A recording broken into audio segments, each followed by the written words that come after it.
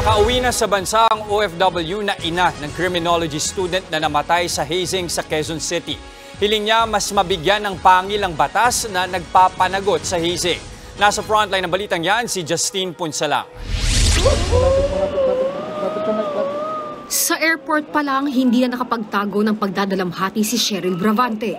Siya ang ina ng 25 anyos na criminology student na si Aldrin Bravante na nasawi matapos sumailalim sa hazing ng Tau Gamma Phi Fraternity.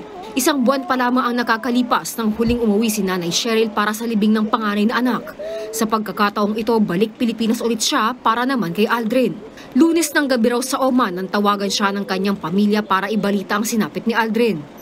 Napabalikwas ako ng kasi po yung pagkakatawag, ma, ganun. So sabi ko, tas parang mga komosyon akong naririnig, may pinapa-identify daw po na bangkay.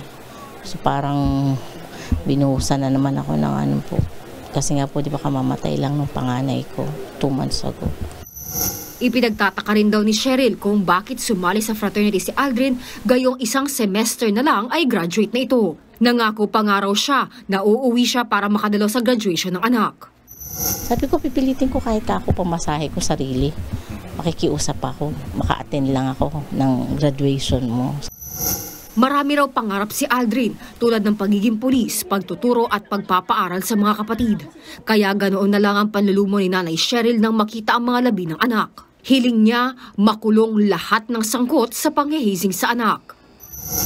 Ewan ko, yung salitang patawad parang hindi ko pa po ayaw mag-ano sa isip ko Kasi parang ako nga po hindi ko mapalo yung anak ko niyan. Yung mga na hindi pa po nahuhuli, sana po makonsensya po sila na sumuko po sila, panagutan po nila yung ginawa nila kay Aldrin. May panawagan naman si Nanay Cheryl sa pamahalaan. Sana yung hazing na hanggat maaari po sana. Hindi ko po kasi maintindihan kung bakit meron nun Yung sana hindi na nila inaano yun. Sana totally as in gawin po nilang matibay yung batas na hindi na mauulit. Yung sana po yung tapos na kasi kawawa din naman po yung mga magulang.